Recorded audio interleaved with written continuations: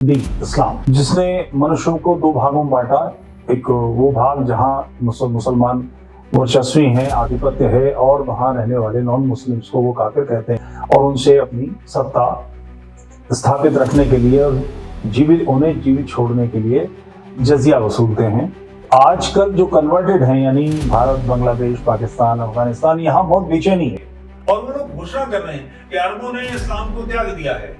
Saudi अरब के Prince हैं, उनके बारे में वो कहते हैं कि उन्होंने इस्लाम छोड़ दिया है, ये यहूदियों के एजेंट हैं, अमेरिका के एजेंट हैं, जाने क्या क्या बातें कर रहे हैं। हलाला यानी उस स्त्री को किसी और से निकाह करना पड़ेगा और एक रात कम से कम उस आदमी के साथ बसर करनी पड़ेगी, यानी सेक्स मस्ट है। तलाक किसने दिया? पुरुष ने। गुस्सा किसने किया? पुरुष ने। नशा किसने किया? पुरुष ने। तो हलाला किसका होना चाहिए? इसका आदमी का हलाला करो, बल्कि इसका गुदाला होना चाहिए। और यहाँ के मुल्ला लड़खड़ा रहे हैं, इसलिए लड़खड़ा रहे हैं कि सारा खेल तो वहीं का था, पैसा सऊदी अरब से आता था, कतर से आता था। आजकल कतर कर रहा है ये सारा काम, और जिहाद की बातें और काफिरों के खिलाफ लड़ने की बातें कहाँ से चलेंगी? तस्लीम कैसे करेंगे? तो अब उसके खिलाफ इन लोगों की सत्ता जा रही है, इसलिए सारे बवाल काटे हुए हैं। ये बहुत शुभ लक्षण है, सभ्य समाज के लिए एक अच्छा लक्षण है। इस हवा को तेज करना चाहिए, एक्स मुस्लिम मूवमेंट को मजबूत करना चाहिए। जय हिंद राष्ट्र। वैश्विक स्तर पर तीन विचारधाराएं ऐसी रही हैं जिन्होंने सभ्य समाज को बहुत कष्ट दिए हैं। सभ्य समाज यानी मानवता, और इसका मूल सिद्धांत यह है कि सभी मनुष्य बराबर हैं, किसी के विशेषाधिकार नहीं है। इसको स्थापित करने का जनतंत्र, प्रजातंत्र, ये सब भारत से शुरू हुआ, मगर यूरोप में फला फूला। इसके विरोध में कई विचारधाराएं आई। सबसे पहली विचारधारा इसके विरोध में थी ईसाईयत, मगर उसके अंदर ही लोगों ने प्रेस आ जाने के बाद, घर घर में बाइबल पहुंचने के बाद विरोध किया। और अब स्थिति यह है कि यूरोपियन कंट्रीज से, अमेरिका से, ऑस्ट्रेलिया से पूरी तरह से ये निकल चुकी है। चर्च है, मगर चर्च वैश्विक स्तर पर नहीं चल रही। ऐसे देशों में जहां इसके सत्य को लोग नहीं जानते, जहां अंग्रेजी भाषा सामान्य रूप से नहीं बोली जाती है, वहां पर चर्च काम कर रहा है। दूसरी विचारधारा इसी तरह की इसके बाद उभरी, वो था दीन इस्लाम, जिसने मनुष्यों को दो भागों में बांटा। एक वो भाग जहां मुसलमान वर्चस्वी हैं, आधिपत्य है, और वहां रहने वाले नॉन मुस्लिम्स को वो काफिर कहते हैं और उनसे अपनी सत्ता स्थापित रखने के लिए और उन्हें जीवित छोड़ने के लिए जजिया वसूलते हैं। वहां दूसरे दर्जे के नागरिक होते हैं, नॉन मुस्लिम्स की स्थिति खराब होती है, उन्हें जिम्मी कहा जाता है, वो आधे गुलाम जैसे हैं। तीसरा वामपंथ। वामपंथ का भी एक्सपोजर बुरी तरह से हुआ। वामपंथ जहां जहां से फूटा था, यानी रूस से, चीन से, वहां से हट गया है। अब ले देकर एक ही विचारधारा जो गड़बड़ फैला रही है वो है दीन। इसका केंद्र अरब कंट्रीज से और सारी दुनिया में जहां जहां वो लोग गए फैले। अब दो प्रकार के लोग हैं। एक तो जो वैसे तो सारे ही कन्वर्टेड हैं, मोहम्मद खुद कन्वर्टेड थे इस्लाम में, मोहम्मद मूर्ति पूजकों के परिवार से थे, मगर बाद में उन्होंने दीन का प्रचार किया और लोगों को मुसलमान बनाया। सभी कन्वर्टेड हैं, मगर एक तो वो कन्वर्टेड है जो मोहम्मद के आसपास के, उनके कबीले के, उनके सब साथ के लोग थे, यानी अरब कंट्रीज के लोग। फिर दूसरे जो बाद में 700-800 ईस्वी के बाद कन्वर्ट होने शुरू हुए, भारत भी उनमें से एक है। आजकल जो कन्वर्टेड हैं, यानी भारत, बांग्लादेश, पाकिस्तान, अफगानिस्तान, यहाँ बहुत बेचैनी है। उसका कारण यह है कि अरब जो मूल मुसलमान अपने आप को कहते हैं, और उन्होंने अपनी अरबी पहचान मुस्लिम पहचान में विलीन नहीं की है। उम्मा की बातें जरूर करते हैं, मगर उन देशों में, अरब कंट्रीज में, किसी बाहर के मुसलमान को काम करने के लिए वहां की स्वीकृति लेनी पड़ती है, अरब को पार्टनर बनाना पड़ता है, और कभी भी अरबी पार्टनर किक आउट कर सकता है।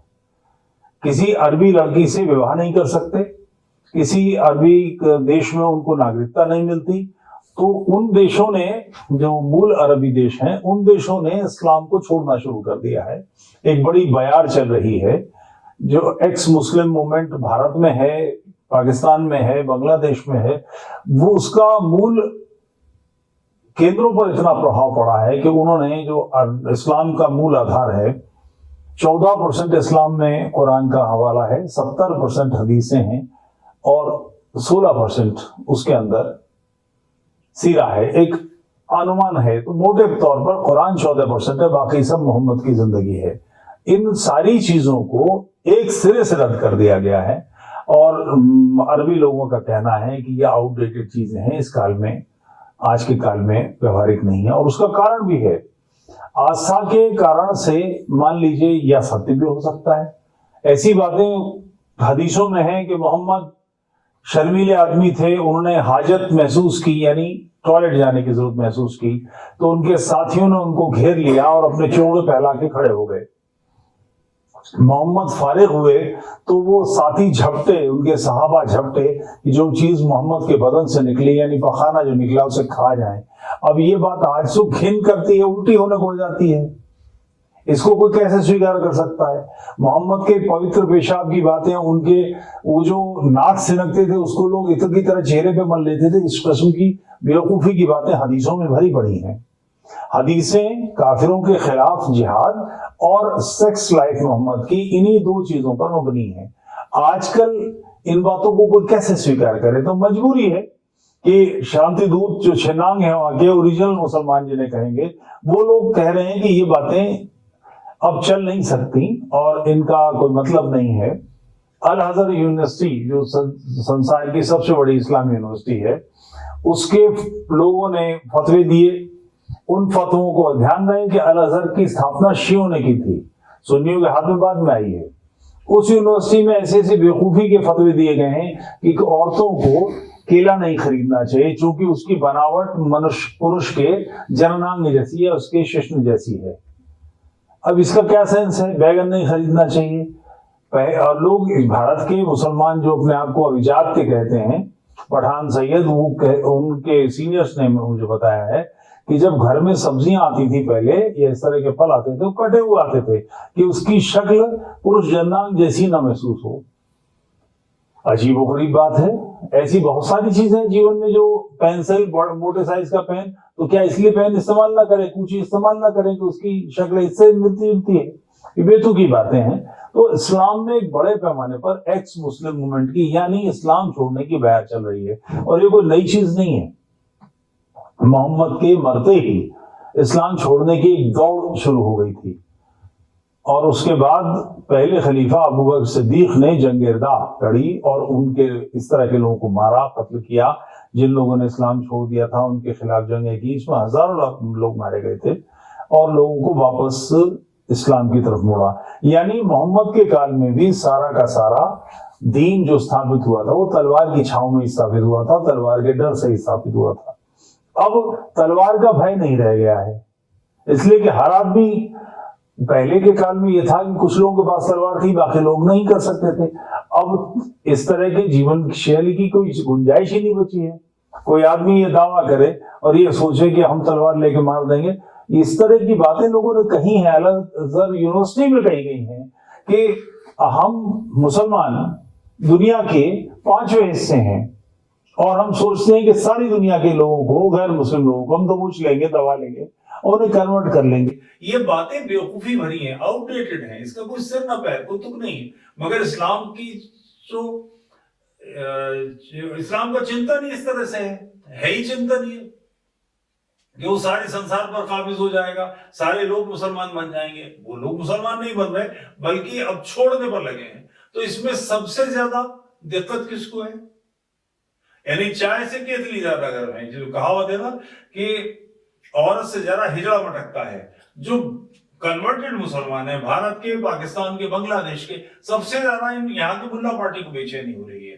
और वो लोग घोषणा कर रहे हैं कि अरबों ने इस्लाम को त्याग दिया है। सऊदी अरब के प्रिंस हैं, उनके बारे में वो कहते हैं कि उन्होंने इस्लाम छोड़ दिया, ये यहूदियों के एजेंट हैं, अमेरिका के एजेंट हैं, जाने क्या क्या बातें कर रहे हैं। क्योंकि वो अपनी समझ से, जिसे सही इस्लाम समझते हैं, उसको नाफिज करना चाहते हैं, उसको लागू करना चाहते हैं, और वो अब व्यवहारिक है, इस बात को समझना ही नहीं चाह रहे। आखिर आजकल की पढ़ी लिखी लड़कियां क्यों राजी हो जाएंगी बुर्का पहन के, भूतनी बन के, काली बंदगोभी बन के घूमने के लिए? पर्दा बहुत जरूरी है। क्यों जरूरी है साहब, क्या दिक्कत है? और इसकी जो ओरिजिनल थॉट है वो ये है कि किसी व्यक्ति को, स्त्री को देखकर उसके मन में कुत्सित भाव आते हैं, जो गुप्सा आती है या सेक्स उपजता है, तो इसके लिए जिम्मेदारी किसकी है?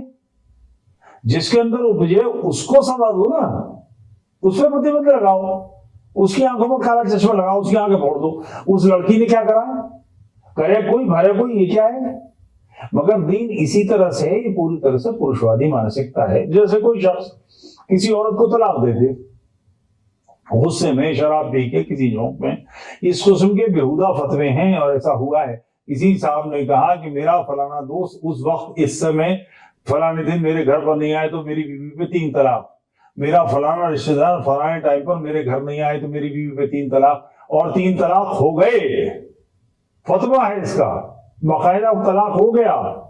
अब तो सुप्रीम कोर्ट ने डंडा दे दिया है, बंद कर दिया है। मगर इसके बाद अगर किसी के मन में ये आए कि वो वापस शादी करना चाहता है, उसी बीवी से गलती हो गई, गुस्सा उतर गया तो वापस निकाह करना चाहता है, तो उसके लिए हलाला मस्ट है।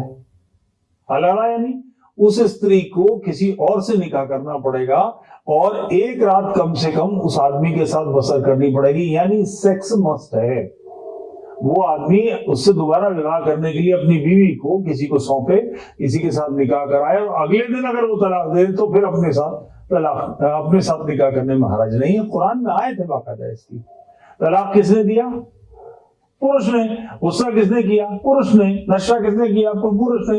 तो हलाला किसका होना चाहिए? इसका आदमी का हलाला करो, बल्कि इसका गुदाला होना चाहिए, इसका या इसके फतवे देने वाले का। मगर भुगत औरत रही है, गाय भैंस बकरी की तरह जहां मर्जी आए बांध दो।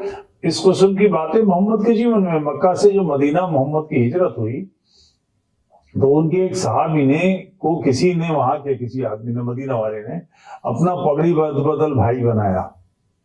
पगड़ी बदल भाई नहीं बनाया, उसकी 2 बीवियां थी, उसने दोनों बीवियों को बुलाया, कहा तुम जिसको चाहो पसंद कर लो और ले लो।